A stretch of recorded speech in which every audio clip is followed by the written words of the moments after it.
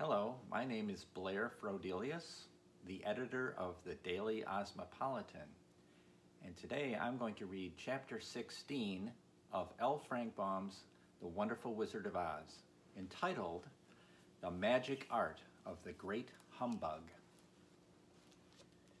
Next morning, the Scarecrow said to his friends, "Congratulate me. I am going to Oz to get my brains at last.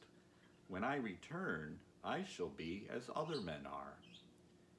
"I've always liked you as you were," said Dorothy simply. "It is kind of you to like a scarecrow," he replied. "But surely you will think more of me when you hear the splendid thoughts my new brain is going to turn out." Then he said goodbye to them all in a cheerful voice and went to the throne room, where he rapped upon the door. "Come in," said Oz. The Scarecrow went in and found the little man sitting down by the window, engaged in deep thought. "I have come for my brains," remarked the Scarecrow, a little uneasily. "Oh, yes, sit down in that chair, please," replied Oz. "You must excuse me for taking your head off, but I shall have to do it in order to put your brains in their proper place." "That's all right," said the Scarecrow. "You are quite welcome to take my head off, as long as it will be a better one when you put it on again." So the wizard unfastened his head and emptied out the straw. Then he entered the back room and took up a measure of bran, which he mixed with a great many pins and needles.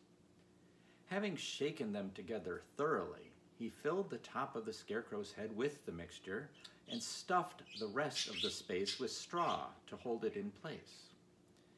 When he had fastened the Scarecrow's head on his body again, he said to him, "Hereafter you will be a great man, for I have given you a lot of brand new brains." The Scarecrow was both pleased and proud at the fulfillment of his greatest wish, and having thanked Oz warmly, he went back to his friends. Dorothy looked at him curiously. His head was quite bulged out at the top with brains. "How do you feel?" she asked. "I feel wise indeed," he answered earnestly. "When I get used to my brains, I shall know everything." "Why are those needles and pins sticking out of your head?" asked the Tin Woodman. "That is proof that he is sharp," remarked the Lion. "Well, I must go to Oz and get my heart," said the Woodman. So he walked to the throne room and knocked at the door. "Come in," called Oz, and the Woodman entered and said, "I have come for my heart."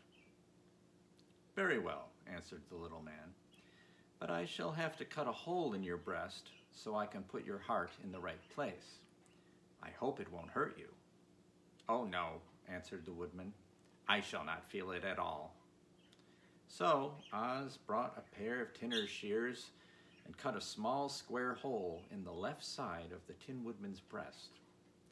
Then going to a chest of drawers, he took out a pretty heart made entirely of silk and stuffed with sawdust. "Isn't it a beauty?" he asked. "It is indeed," replied the Woodman, who was greatly pleased. "But is it a kind heart?" "Oh, very," answered Oz.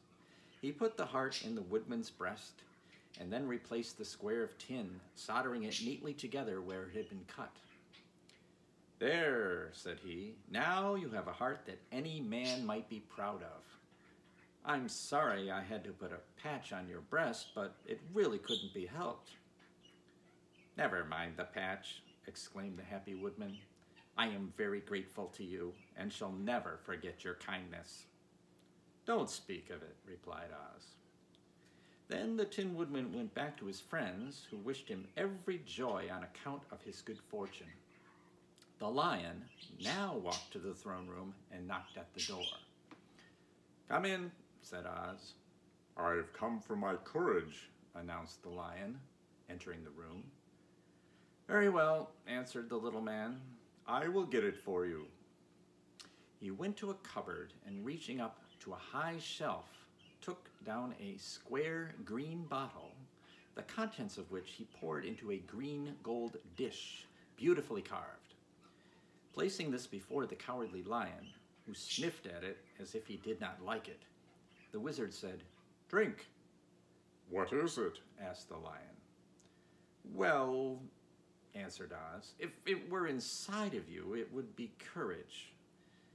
You know, of course, that courage is always inside one, so that this really cannot be called courage until you have swallowed it. Therefore, I advise you to drink it as soon as possible." The lion hesitated no longer, but drank till the dish was empty. "How do you feel now?" asked Oz. "Full of courage," replied the lion, who went joyfully back to his friends to tell them of his good fortune. Oz, left to himself, smiled to think of his success in giving the Scarecrow and the Tin Woodman and the lion exactly what they thought they wanted. "How can I help being a humbug," he said, "when all these people make me do things that everybody knows can't be done?" It was easy to make the Scarecrow and the lion and the woodman happy because they imagined I could do anything.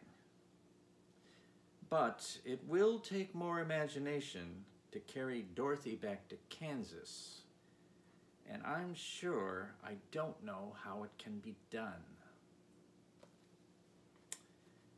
Well, that concludes this chapter, but we will be posting others very soon. So I want to thank you all for watching, and have an Ozzy day.